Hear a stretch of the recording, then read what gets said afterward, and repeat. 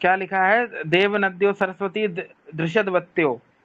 देव अर्थात विद्वान, दिव्य आचरण वाले के निवास से जो युक्त है, सरस्वती और दृश्यवती नदी प्रदेश के बीच का जो स्थान है, उसको दिव्य गुण और आचरण वालों ने बसाया था, इसीलिए उसको ब्रह्मावर्त बोलते हैं। आर्यावर्त से पहले हमने क्या जानेंगे, हम ब्रह्मावर्त किसको कहते हैं। तो दृश्यवती और सरस्वती जो नदी है, उसके जो बीच का एरिया है, जो कि विद्वानों ने बसाया है, उसको ब्रह्मावर्त बोलते हैं। ठीक है, अब आपके सामने ये नक्शा दिख रहा होगा, इसको अभी नहीं देखना है, जब हम पढ़ा देंगे फिर आपको समझाएंगे एक एक नक्शा।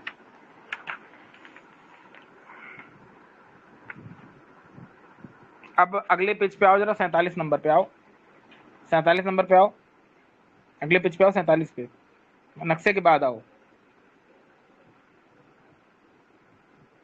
क्या गायब हो गया क्या? हाँ, 47 नंबर पेज पे आओ, नीचे श्लोक संख्या 74। हाँ, ये तक ये वाला है ना, ये वाला, ठीक, इसको जूम करो, इसको जूम करो। हाँ, देखिए क्या लिखा है, एतद देश प्रसूतस्य, इस ब्रह्मावर्त देश में अग्र जन्मनः सकाशात ब्राह्मण वर्णस्थ विद्वान के सानिध्य में रहकर पृथ्व्यायाम सर्व मानव, पृथ्वी में रहने वाले सब मनुष्य अर्थात बिना किसी देश, वर्ण और लिंग आधारित भेदभाव के प्रतिबद्ध के शब्द स्त्री पुरुष आचरण स्वयं स्वयं अपने अपने चरित्रेण शिक्षारेण कर्तव्यों और व्यवसायों की शिक्षा ग्रहण करते हैं।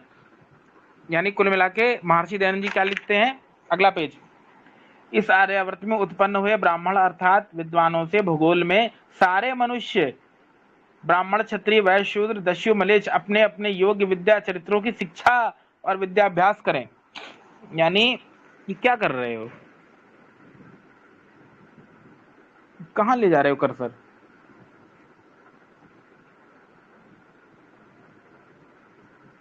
इसके बाद वाला पेज बोला था ना तुमको, वही नक्शे के बाद वाला। तो देखिए यहाँ पर आया है कि इस आर्यावर्त देश में जो अलग अलग लोग हैं, जैसे सारे जो लोग हैं अपने, तो जो 4 वर्ग हैं वो तो हैं ही, साथ में जो मलेच्छ आदि हैं वो भी आके यहाँ पर विद्या ग्रहण करते हैं। इस आर्यावर्त देश की ये महानता है। तो जो आर्यावर्त देश है, यहाँ पर सब लोग आके विद्या को ग्रहण करते हैं। ये बात यहाँ बोली जा रही है। रोको तो, कहाँ ले जा रहे हो स्क्रीन?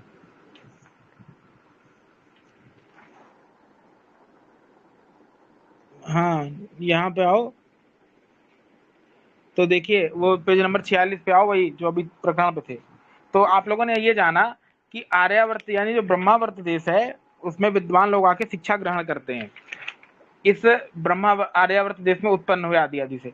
अब देखिए इस देश की हम सीमा को जानते हैं, तब हम आर्यावर्त देश को जानेंगे। ठीक है, ये भाई साहब जरा खोल ओपन कर लें, ये इनकी स्क्रीन ही चली जाती है इधर उधर।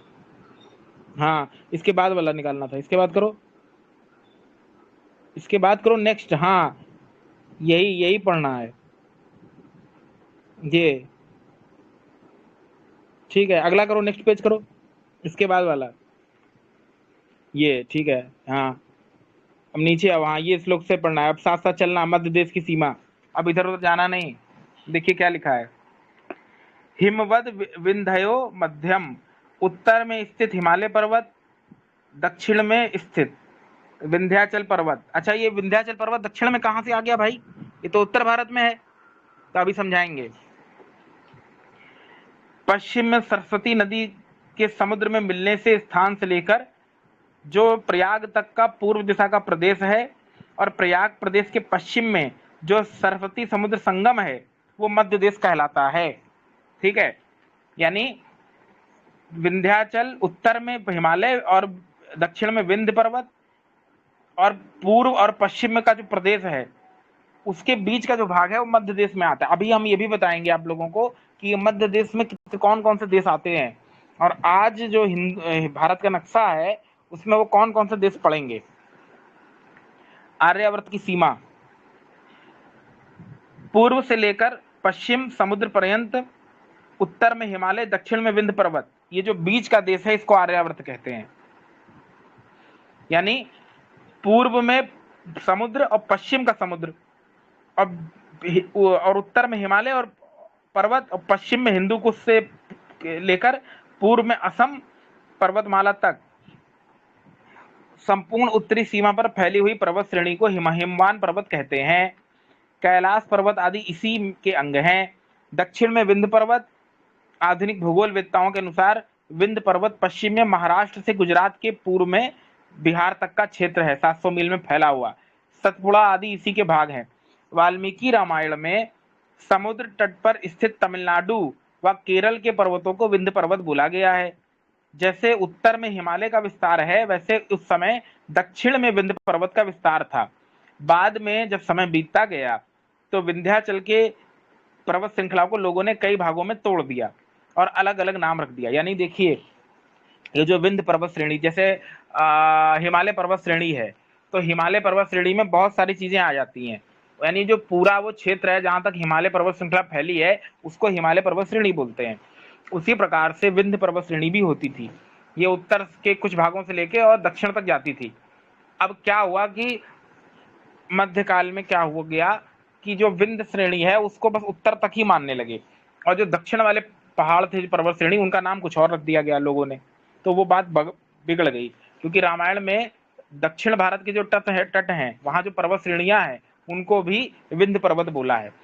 तो आज जो विंध्याचल पर्वत है, जहाँ पे विंध्याचल की दर्शन करने जाते हैं ना, विंध्याचल देवी करके कोई है, लोग जाते हैं दर्शन करने, ये वाला विंध्याचल की बात यहाँ नहीं हो रही है।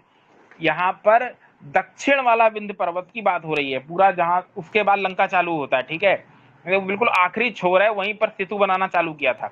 तो वो जो विंध्य पर्वत वहां तक फैला हुआ था, दक्षिण तक, आज उसको हम किसी और पर्वतमाला के नाम से जानते हैं। उत्तर वाला जो है सीमित हो गया, ठीक है, ये बात है। अब आगे जाइए, अब आते हैं भारत देश में जो जो छोटे छोटे प्रदेश थे उनको जानते हैं, फिर हम नक्शे से आप लोगों को आर्यावर्त की सीमा समझाएंगे। इसमें ये देखिए, अगले पेज पे आओ, नेक्स्ट पेज पे। इसमें देखिए आया है ब्रह्मावर्त लिखा है। देखिए पहला, देखिए सब लोग स्क्रीन पे, ब्रह्मावर्त। मनुस्मृति में ब्रह्मावर्त प्रदेश को सर्वोच्च महत्व का प्रदेश माना गया है। वहां के निवासियों को सदाचार का लक्षण वाला माना गया है और विद्या का केंद्र भी इसी प्रदेश को माना है। अब ये प्रदेश कौन कौन से थे, तो आइए जानते हैं। हिमालय पर्वत श्रेणी से लेकर शिवालिक पहाड़ियों से लेकर सिमटा, पटियाला, वर्तमान का पंजाब का क्षेत्र, वर्तमान का हरियाणा के क्षेत्रों से प्रभावित होकर ब्रह्मावर्त की पश्चिम उत्तरी सीमाओं का निर्माण करती हैं। इसी भौगोलिक स्थिति बदलती रहती है। वैदिक साहित्य के अनुसार यह पश्चिमी समुद्र में गिरती है, जबकि अवांतर साहित्य के अनुसार यह राजपूताना यानी पश्चिमी राजस्थान की मरुभूमि विलुप्त सी हो गई थी। यही स्थान वेनेशन के नाम से प्रसिद्ध हुआ आदि। तो मोटा मोटा भाव क्या निकला कि पूरा जो आपका उत्तराखंड से लेके हिमालय का क्षेत्र है और उससे सटता हुआ जो कुरुक्षेत्र आदि का क्षेत्र है और भी विद्वान आदि, और ये पूरा एरिया जो था ये ब्रह्मावर्त था। यहाँ पे विद्वान लोग शिक्षा लेने आते थे, बड़े बड़े, यानी बहुत ही विशिष्ट देवता लोग यहाँ रहते थे, क्योंकि जितना ऊपर का भाग है ज्यादातर वहां देवता लोगों का वास था। अब आते हैं ब्रह्मऋषि देश क्या होता था। तो जो ये प्रदेश था पूरा ब्रह्मावर्त सीमा का, इसी में रहने वाले लोगों, इसी के साथ पूर्व दक्षिण प्रदेश को ब्रह्मऋषि देश बोला है। इतने निम्न जनपद हैं कुरुक्षेत्र आदि, मत्स्य, पांचाल आदि, सूरसेन, यानी जो आपका ऊपर का पूरा एरिया है हिमालय से लेके पूरा, उसके बाद नीचे उतरते हुए मैदानों में ये जो लगते हैं आपके कुरुक्षेत्र आदि पूरे, ये एरिया जो है ये ब्रह्मऋषि प्रदेश कहलाते हैं। और इसके ऊपर का वो भाग क्या है, वो ब्रह्मावर्त है। यानी जो प्रदेश ब्रह्मावर्त से सट के हैं, नीचे उतरते पहाड़ियों से या वो सीमा आदि जो लगती हैं, वो आ जाएंगे आपके ब्रह्मऋषि देश में। इतनी सी बात है, कुछ ज्यादा नहीं है। अब आते हैं मध्य देश क्या होते हैं, इनको समझते हैं। नीचे आओ, मध्य देश। उत्तर में हिमालय, दक्षिण में विंध्य पर्वत, पूर्व में प्रयाग प्रदेश जिसको आज इलाहाबाद बोलते हैं, अब तो प्रयागराज हो गया, पश्चिम में विंशन प्रदेश जिसको पश्चिमी राजस्थान की मरुभूमि में सरस्वती नदी के लुप्त होने का स्थान, जहां पे आज सरस्वती नदी लुप्त हो गई, राजस्थान से सटता हुआ वहां का प्रदेश।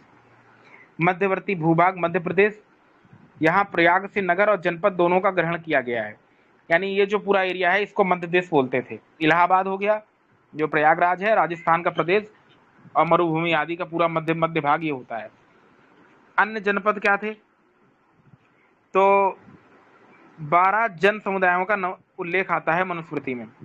जो देश आधारित या देश विशेष की संज्ञाएं हैं, इसमें इन जनपदों के अस्तित्व का संकेत मिलता है। इसके बारे में आज हम जानेंगे। अगला पेज निकालो। पहला है पौंड्रिक, पौंड्रक। बंगाल के दीनाजपुर, मालदह, बोगरा और रंगपुर, ये पश्चिमी क्षेत्र। राजधानी पंड्रवर्धनपुर, आधुनिक महास्थान, जिला बोगरा। यानी पौंड्रक जगह कहते थे बंगाल के आसपास का जो क्षेत्र से लेके पूरा जिला आदि बोगरा तक, ये पौंड्रक देश कहलाते थे, जिनको आज बंगाल के आसपास के क्षेत्र बोलते हैं। फिर आता है ऑड्र प्रदेश, जिसको आज उड़ीसा बोलते हैं। उड़ीसा का प्राचीन नाम क्या है? ऑड्र। क्या है? ऑड्र। किरात, ब्रह्मपुत्र की पूर्वी घाटी का क्षेत्र, ब्रह्मपुत्र की पूर्वी घाटी का क्षेत्र। द्रविड़, यानी दक्षिण कावेरी नदी के आसपास का क्षेत्र, यानी वर्तमान का तमिलनाडु प्रदेश, वो द्रविड़ देश में आता है। फिर आगे है पहव, वर्तमान ईरान फारस का क्षेत्र, ये लगता है आर्यावर्त की सीमा से। पारद, वर्तमान ईरान बलूचिस्तान पाकिस्तान, ये तो अब हमारे अंदर ही था, ये बलूचिस्तान और पाकिस्तान वाला सारा क्षेत्र। शक, शकों का मूल स्थान तो मध्य एशिया माना जाता है। इनका निवास सायर और अक्सास नदियों के बीच में था। अब जो सायर और अक्सास नदियां हैं, ये रूस से सट के बहती हैं, इसलिए रूस का क्षेत्र, आसपास का क्षेत्र शक लोगों का था। बाद में चीन के यूची जाति के लोगों ने इनको खदेड़ दिया, तो ये भागकर कहां आ गए? पश्चिमी सीमांत प्रदेश में आके बस गए और धीरे धीरे भारत के भीतरी प्रदेशों पर विजय प्राप्त की। अच्छा, शक को किसने हराया था? कोई बता सकता है? कोई एक महान राजा थे जिन्होंने शकों को मारा था। समुद्रगुप्त या कौन थे? कोई थे ना, कोई एक थे बहुत बड़े, उन्होंने शकों को हराया था, कोई थे एक। हाँ। अब आते हैं यवन। यवन यानी यूनान देश। भारत से इसके संबंध अत्यंत प्राचीन है। भारत से जाकर कुछ यवन अर्थात यूनानी अक्सास नदी और हिंदू कुश पर्वत के मध्य में आके बस गए। यानी यवन देश जो है ये यूनान को कहते हैं, और यूनान के लोग बाद में भारत में आके बस गए, अफगानिस्तान के क्षेत्र में। कंबोज, दक्षिण पश्चिम कश्मीर का क्षेत्र, अफगानिस्तान से लगता हुआ। दर, उत्तर पश्चिम कश्मीर का गिलगिल, जहाँ गिलगिस्तान आदि जो प्रदेश बोलते हैं वो। खक, गढ़वाल उत्तरी क्षेत्र, चीन, वर्तमान चीन देश। चीन का देखिए प्राचीन नाम चीन ही मिलता है, यानी बहुत प्राचीन है चीन। इसके अतिरिक्त भी 10वें अध्याय में बहुत सी ऐसी, अच्छा इससे एक चीज और समझ में आती है कि, हाँ छोड़िए इसको, बहुत से ऐसी जगहों का नाम मिलता है जो मानचित्र में दिखाया गया है। अब देखिए, अब आप लोग एक काम करिए, जरा मानचित्र निकालो। वो अमित जरा मानचित्र खोलो, मानचित्र निकालिए जरा। हाँ इसको जरा, ये कैसे दिखेगा?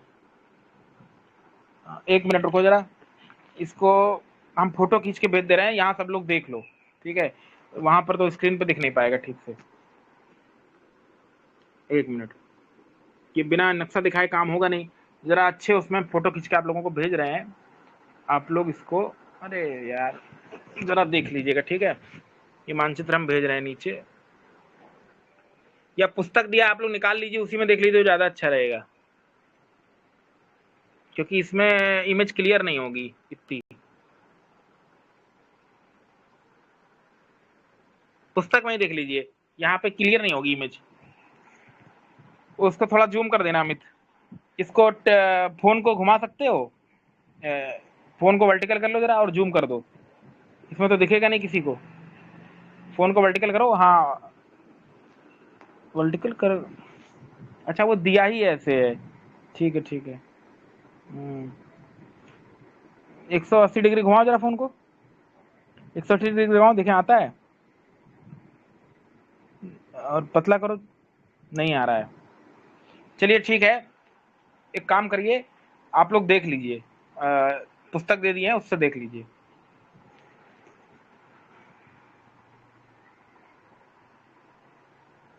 पुस्तक दे दिया है, उससे देख लीजिए।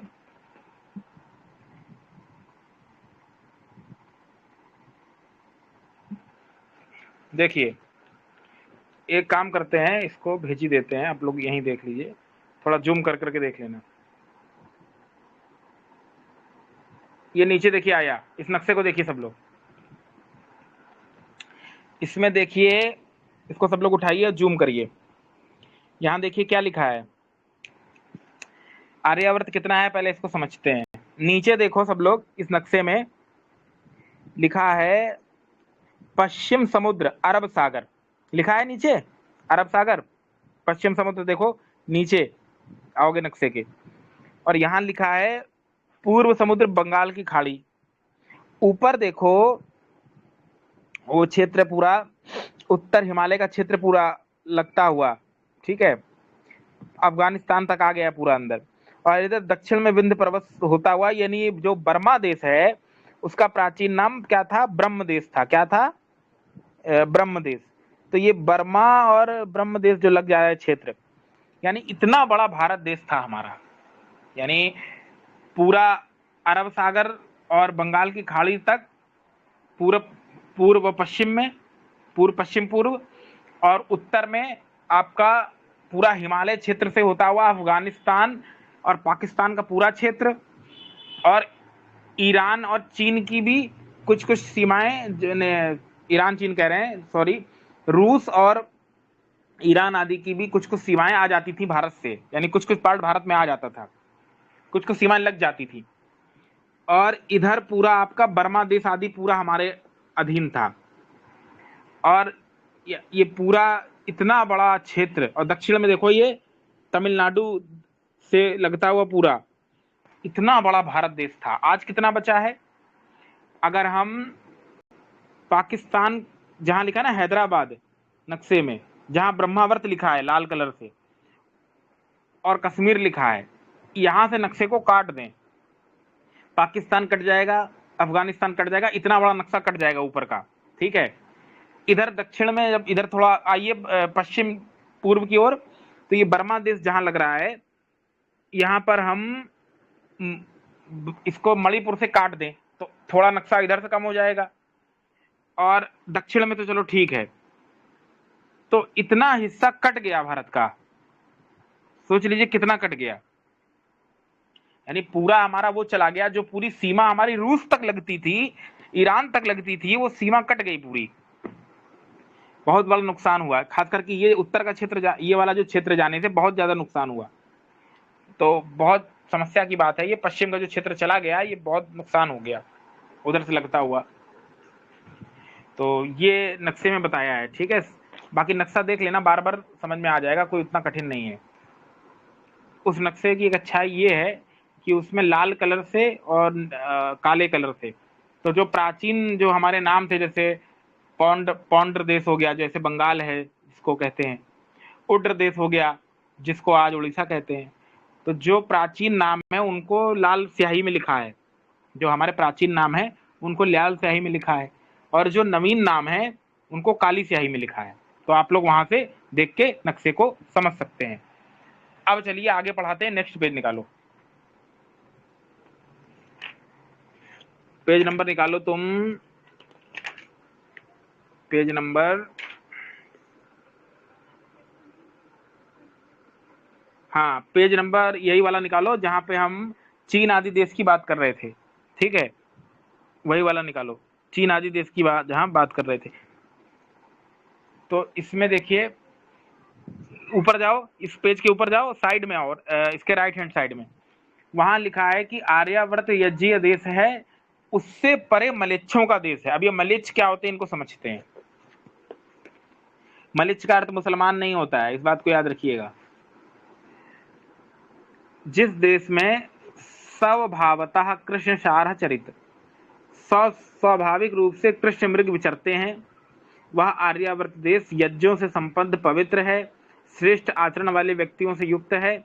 इस आर्यावर्त के परे मलेच्छ भाषा भाषी अशुद्ध बोलने वाले व्यक्तियों का देश है। अब इसका थोड़ा अनुशीलन पढ़ते हैं। इस श्लोक का अन्य टीकाकारों ने जो अर्थ किया है वो प्रासंगिक नहीं, क्योंकि यहाँ पर इस श्लोक में यज्ञी और मलेच्छ देश की परिभाषाओं का कोई प्रसंग नहीं बनता। यहाँ पूर्व वर्णन कुछ देश की सीमाओं का है, और 141 में उस प्रसंग में आर्यावर्त की सीमा बताई गई है। अतः इस श्लोक का संबंध भी उसी के साथ है, या तो प्रसंग से विच्छिन्न श्लोक नहीं। इस श्लोक में इस पद के साथ आदि आदि, ठीक है, इसको पढ़ने की कोई आवश्यकता नहीं है, भाव इतना है। अब हम थोड़ा मलेच्छ शब्द की व्याख्या देखते हैं। मलेच्छ शब्द क्या होता है? पेज नंबर 51 पे आओ, जहां लिखा है मलेच्छ शब्द का अभिप्राय। मलेच्छ शब्द का अभिप्राय लिखा होगा, नीचे आओ, हाँ नीचे आओ, और नीचे आओ, और नीचे आओ। हाँ, ये देखिए लिखा है मलेच्छ शब्द का अभिप्राय। श्लोक में प्रयुक्त मलेच्छ शब्द विचारणीय है। यहाँ मलेच्छ शब्द का उत्तर काल में रूढ़ी अर्थ हो, उत्तर काल में रूढ़, अपवित्र या नीच अर्थ नहीं है। मलेच्छ अव्यक्ति भाषा अर्थात अव्यक्त भाषी अर्थवान धातु में घन प्रत्यय के योग से मलेच्छ शब्द बनता है, जिसका अर्थ होता है अशिक्षित लोग जो विकृत हो जाते हैं या अशुद्ध संस्कृत बोलते हैं, उनको मलेच्छ बोलते हैं। दूसरे शब्दों में इनको हम यह भी कह सकते हैं कि जिन्होंने वर्ण आश्रम धर्म अनुसार शिक्षा दीक्षा प्राप्त नहीं की, ऐसे व्यक्ति। तो उपर्युक्त प्रसंग देश की सीमा बतलाने का है। मनु कहते हैं कि उपर्युक्त देश की सीमा के आगे मलेच्छ व्यक्तियों के देश हैं। उस समय अशिक्षित लोग भी थे, तभी तो मनु संसार के सभी देश के लोगों को ब्रह्मावर्त में आकर शिक्षा ग्रहण करने का आह्वान कर रहे हैं। यानी विद्या का केंद्र भारत था उस समय, ये तब की बात है। और जो अन्य देश थे, जो मलेच्छ थे, जो इतनी विद्या में इतने निपुण नहीं थे, हीन थे, उनको मनु कहते थे कि अगर आपको शिक्षा प्राप्त करनी है तो आर्यावर्त के अंदर जो ब्रह्मावर्त देश है ना, वहां आके शिक्षा ग्रहण करो, ब्रह्मावर्त प्रदेश में, क्योंकि वो देवताओं का प्रदेश है। देवता किन्हें कहते हैं आप लोग समझते हैं। तो ये बात है। अब महाभाष्य में भी मलेच्छ शब्द का इसी अर्थ में प्रयोग है। क्या बोला है? मलेच्छ अर्थात अशुद्ध भाषा भाषी, इसीलिए व्याकरण पढ़ना चाहिए आदि आदि, ठीक है। तो ये बात है इतनी सी। तो यहां पर ये बात आई निकल के कि इसको अब बंद कर लो। अब देखिए, आप समझिए, अब सार समझिए। इसका सार ये है कि आपका अरब सागर से लेके और बंगाल की खाड़ी तक पूरा, पूर्व से पश्चिम, पश्चिम से पूर्व और पश्चिम से पूर्व जा रहे हैं, ठीक है। उत्तर में आपका पूरा हिमालय पर्वत आदि, और साथ में उससे लगा हुआ अफगानिस्तान का पूरा क्षेत्र जो ईरान आदि से सटता है जाके, और रूस की सीमा तक। और दक्षिण में आपका पूरा तमिलनाडु का जो तट है, जहां से लंका का रास्ता है, वहां तक। और ये पूरा बर्मा तक आपका जाएगा पूर्व में, और पश्चिम में पूरा हमने आपको बता ही दिया। तो कुल मिला के इतना प्रदेश जो था, ये भारत इतना विशाल था। यानी हमारी सीमा जाके ईरान तक लगती थी और रूस तक लग जाती थी, इतना विशाल था हमारा वर्चस्व। आज वो कटकर जो है अफगानिस्तान का जम्मू ही आज मुश्किल है बचाना, और उधर से बर्मा आदि तो कट ही गए। तो बर्मा आदि कट के गए, मतलब वो तो है भारत का ही, लेकिन कुछ कुछ उसमें अंतर हो गया है। तो वहाँ भी घुसपैठ आदि हो रही है। तो ये जो चीज़ें हैं, ये समझना चाहिए, ठीक है। तो ये इतना हमारा हिस्सा कट गया और बड़ा पतन हुआ हमारे देश का, काफ़ी दिक्कत हो गई और काफ़ी समस्याएं हुई। तो थोड़ा चिंता का विषय है कि ऐसे ऐसे भूभाग कटता जा रहा है, तो ये समस्या है। तो बर्मा आदि म्यांमार तो वो तो अलग देश हो ही चुका है और भी, तो इसलिए ये आज हमने जाना। और जो जितने भी प्राचीन नाम थे, बंगाल का नाम क्या था, उड़ीसा का नाम क्या था, और मध्य देश में क्या क्या आता था, ये सब जाना। तो भारत देश का ये पूरा नक्शा था, और बड़े बड़े शासकों ने यहाँ राज किया। ऐसा कहा जाता है कि सम्राट विक्रमादित्य के समय भारत अखंड भारत हो चुका था काफ़ी समय तक। यहाँ पे उन्होंने काफ़ी समय तक अपना राज फैला दिया था, पूरा ईरान से आगे तक वो चले गए थे। तो विक्रमादित्य को इसीलिए बहुत महान शासक माना जाता है, क्योंकि उनके नाम पे विक्रम संवत भी चल गया। ऐसे नहीं किसी के नाम पे संवत चल जाता है, उसका जब तक चक्रवर्ती राज्य नहीं होता है एक छत्र, उसके नाम पे संवत नहीं चलता। युधिष्ठिर के नाम पे युधिष्ठिर संवत चला, क्योंकि चक्रवर्ती राज्य था युधिष्ठिर का। विक्रमादित्य जी के नाम पे चला, क्योंकि राजा विक्रमादित्य एक महान शासक थे। उनके राज्य में जो ऋषि जैन जी लिखते हैं कि वो हाथ कटवा देते थे। एक ब्राह्मण जो है ऋषियों के नाम से शिव पुराण नाम से श्लोक बना लाया, ऋषियों के नाम से शिव पुराण धर के श्लोक बना लाया। तो राजा भोज ने उसके हाथ कटवा दिया, ऐसा ऋषि जी ने बोला है। हालांकि वो उनके ग्रंथ संजीवनी आदि मिलता है, वो तो शोध का विषय है, पता नहीं वो मिलता है या फिर नहीं, लेकिन उस समय जो उन्होंने कहीं पढ़ा था तो कोट कर दिया होगा, क्योंकि ग्रंथ जो है समय के साथ साथ लुप्त भी होते रहते हैं। तो राजा भोज इससे सिद्ध होता है कि वो आर्य राजा थे। बाद में उनके नाम से बहुत सारी मान्यताएं जोड़ दी होंगी धूर्तों ने, तो इससे सिद्ध है कि बहुत विद्वान और तपस्वी राजा रहे होंगे, तो ऐसे नहीं इतना बड़ा राज फैला लिया था। और मतलब योग्य तो थे। और कुछ कुछ ये भी समझ में आता है कि राजा भोज ने जो उस समय के लुप्त साहित्य थे, रामायण महाभारत, उसका शोधन आदि भी कराया था। तो बहुत महान देश था हमारा जो यहाँ तक फैला था। तो ये है आज की कक्षा, आज खत्म होती है। अब किसी को कोई प्रश्न है तो पूछ सकता है।